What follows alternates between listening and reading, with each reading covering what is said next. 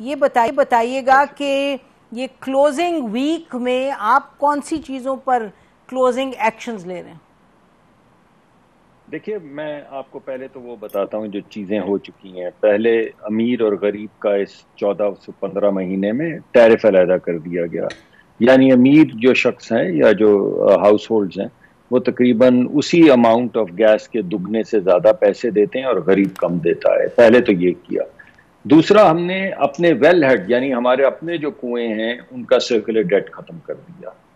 تیسرا، ہم نے یہ کیا کہ سستا جو روسی تیل ہے اس کا معاہدہ کیا. نہ صرف معاہدہ کیا، اس کی شپنگ لائنز، اس کی انشورنس، اس کی ٹرانزیکشن کا سٹرکچر، وہ کس کرنسی میں ہوگا، اسٹیٹ بینک سے کیسے اجازت ملے گی روس کے ساتھ ٹریڈ کرنے کی، وہ تمام معاملات نہ صرف طے کیے بلکہ وہ تیل آ بھی گیا اور اب وہ پروسیس بھی ہو رہا ہے PRL میں اور تقریباً ہو چکا ہے.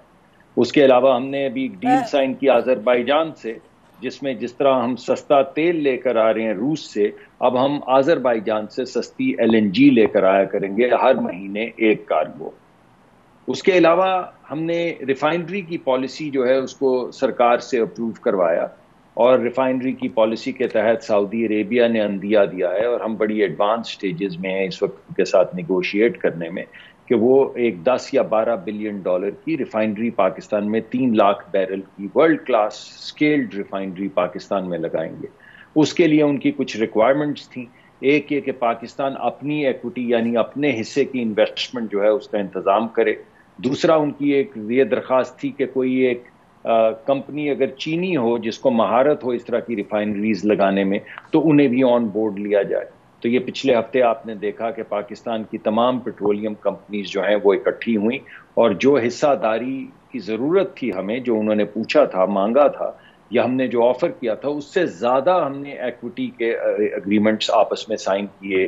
OGDC نے، PPL نے، GHPL نے اور دو چینی کمپنیاں جو ان کی مہارت ہے ریفائنریز کو بلڈ کرنے میں، ان کے ساتھ بھی اگریمنٹ کیے. تو اب ہماری جو ریکوائرمنٹس ہیں وہ تمام پوری ہو چکی ہیں اور انشاءاللہ آنے والے مہینے بھر میں ہم اس جاتے جاتے تو سعودیہ سے سائن نہیں کریں گے، لیکن 1-1.5 مہینے کے اندر اندر سعودی ڈیل جو ہے وہ فائنلائز ہو جائے گی. اچھا، اس کے علاوہ ایک پالیسی آپ کچھ کہنا چاہیں؟ جی میں یہ کہہ رہی تھی، بہت سی چیزیں ہیں جو میں آپ کو آئی نو، بتانا چاہ رہا تھا. تھوڑا سا ہم ساتھ ساتھ بات اس پہ کرتے جائیں.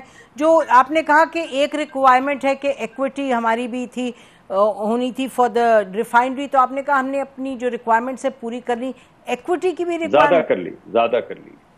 اچھا، وہ ایکوٹی کی ریکوائرمنٹ ہم نے کیسے پوری کی؟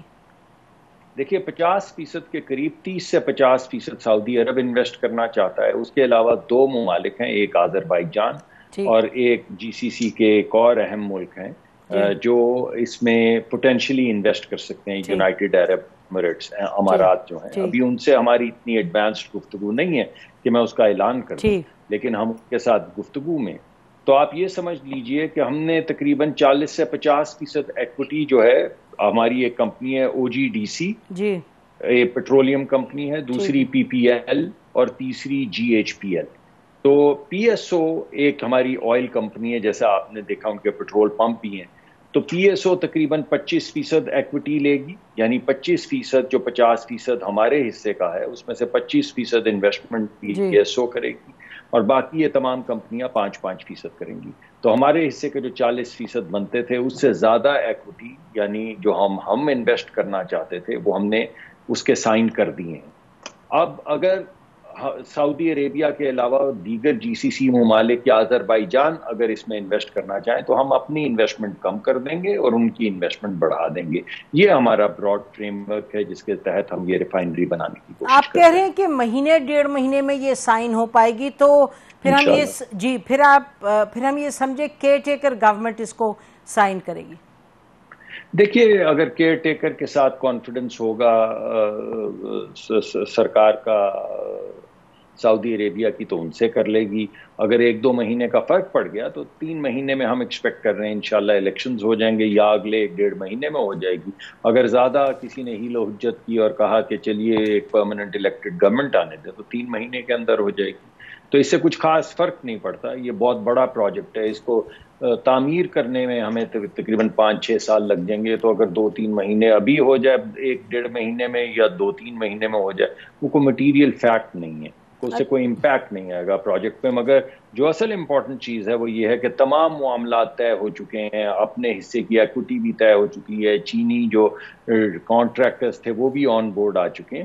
تو اب انشاءاللہ جیسے نئی ڈسپنسیشن آتی ہے تو یہ اگریمنٹ سائن ہوں گے اور ہم آگے بڑھ جائیں گے. جی میرا خیال ہے تھوڑا سا آپ کو ہم بتاتے چلیں, اگر آپ آلریڈی اس بارے میں نہیں جانتے, کہ موسٹ لائکلیہڈ از کہ یہ مارچ میں الیکشنز ہوں گے. ہم آپ کے لوگوں سے بھی بات کرتے ہیں, وہ بھی کہتے ہیں مارچ ہی میں ہوں گے, بٹ بہرحال آپ نے جیسے کہا دیٹس نائدر ہیئر نور دیر. آپ کے حوالے سے مجھے بتائیے کہ اسپیشل انویسٹمنٹ فیسیلیٹیشن کاؤنسل کا مصدق ملک صاحب اس طرح جیسے پروجیکٹ میں کوئی رول ہوگا؟ دیکھیں, ان تمام پروجیکٹس میں ہمارے ہاں پرابلم کیا ہوتی ہے کہ بعض مرتبہ زمین جو ہے وہ سندھ کی حکومت کی ہوتی ہے, کچھ اجازت پورٹ سے لینی ہوتی ہے, کچھ اجازتیں انوائرمنٹ سے لینی ہوتی ہیں, کچھ وفاق کی ریکوائرمنٹس ہوتی ہیں, کچھ صوبوں کی ریکوائرمنٹس ہوتی ہیں, کچھ تحصیل اور ڈسٹرکٹ لیول ریکوائرمنٹ ہوتی ہیں.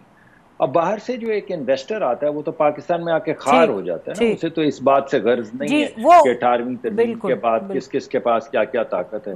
یہ جو ایسا یہ جو فیسیلیٹیشن کا ایک فریم ورک بنایا گیا ہے اور تنظیم اس کی بنائی گئی ہے, اس میں ہوگا یہ کہ ہر سطح پہ امپلیمنٹیشن کی لیول پہ پروونسز اور ڈسٹرکٹ حکومت کے اراکین بھی شامل ہوں گے. اگر سیکیورٹی کے معاملات ہیں تو ہماری جو سیکیورٹی ایجنسیز ہیں ان کے اہلکار بھی اس میں شریک ہوں گے. پھر اس کے بعد ایک ایگزیکٹو لیول ہے جس میں وفاقی تمام جو سیکرٹریز ہیں اور پروونشل تمام سیکرٹریز موجود ہوں گے. پھر اس کے بعد ایک ایپیکس کمیٹی ہے جس میں پرائم منسٹر جس کو ہیڈ کریں گے اور اس میں chief of the army staff بھی ممبر ہوں گے. تو آپ یہ سمجھ لیجئے کہ تحصیل سے لے کے وفاقی حکومت تک, سیکیورٹی سے لے کر پالیسی تک, ہر چیز ایک تنظیم میں یعنی وہ کلیئر ہے مصدق ملک صاحب, سوری ٹو انٹرپٹ, وہ بات اس پہ بات ہو چکی ہے کئی مرتبہ, آپ صحیح فرما رہے ہیں. البتہ امپلیمنٹیشن لیول پہ آرمی کی کافی اس میں انوالومنٹ ہوگی, یعنی 70 میں سے جو چیز پبلک ہوئی ہے اس میں کوئی 40 آرمی کے لوگ ہوں گے. لیکن بہرحال بیسائیڈز دیٹ ہم یہ پوچھ رہے تھے آپ سے کہ یہ جو ریفائنری ہے اس میں بھی ان کا رول ہوگا. آپ فرما رہے ہیں کہ ہر پروجیکٹ میں رول ہوگا. دیکھیے, ابھی تو جو بڑی بڑی چیزیں ہم کرنے کی کوشش کر رہے ہیں وہ فیسیلیٹیشن کے فریم ورک میں, اس میں مائننگ ہے. یعنی ہمارے پاس جیسے ریکوڈک ہے, آپ سمجھ لیجئے کہ اگر $10 بلین کی یا $20 بلین کی ریکوڈک کے ایسٹس ہیں تو ہمارے پاس ایسے 5-10 ایسٹس ہیں. اور ہم یہ چاہتے ہیں کہ آنے والے وقت میں پاکستان میں انویسٹمنٹ ہو اور پاکستان $10 بلین کا فائدہ جو ہے وہ اٹھا سکے. تو بنیادی مقصد اس وقت جو فوکس ہے ہمارا وہ تو ہے یہ منرلز پہ. لیکن اب جیسے کہ میں آپ کو یہ ریفائنری کا بتا رہا ہوں, تو ریفائنری میں بھی اگر ڈسٹرکٹ کی ضرورت ہے یا پروونس کی ضرورت ہے, وفاقی حکومت کی ضرورت ہے, تو ذرا آسانی ہو جائے گی. کوآرڈینیشن یہاں سے جب ضرورت بالکل کوآرڈینیشن یہاں سے اگر پش کروائیں گے تو پھر ہمارے انویسٹرز کو خار نہیں ہونا پڑے گا کہ کبھی وہ ڈسٹرکٹ کے پاس جا رہے ہیں, کبھی پروونس کے پاس جا رہے ہیں. اور دنیا کے بیشتر ممالک, آسٹریلیا نے یہ کیا, آئرلینڈ نے یہ کیا, فن لینڈ نے یہ کیا, سنگاپور نے یہ کیا, تو پاکستان کوئی ایسی یونیک چیز نہیں کرتا. اچھا, ان تمام ممالک جن کا میں نے تذکرہ کیا ہے, ان تمام ممالک میں یہ جو کاؤنسل ہوتی ہے یہ زیادہ تر ہمارے ہاں تو ہم اس کو فیسیلیٹیشن کہہ رہے ہیں, وہ اس کو کبھی اکنامک کمیٹی کہتے ہیں, کبھی کسی اور نام سے تجویز کرتے ہیں. وہ رپورٹ پرائم منسٹر کو ہی کرتی ہے اور یہاں پہ بھی وہ رپورٹ پرائم منسٹر کو.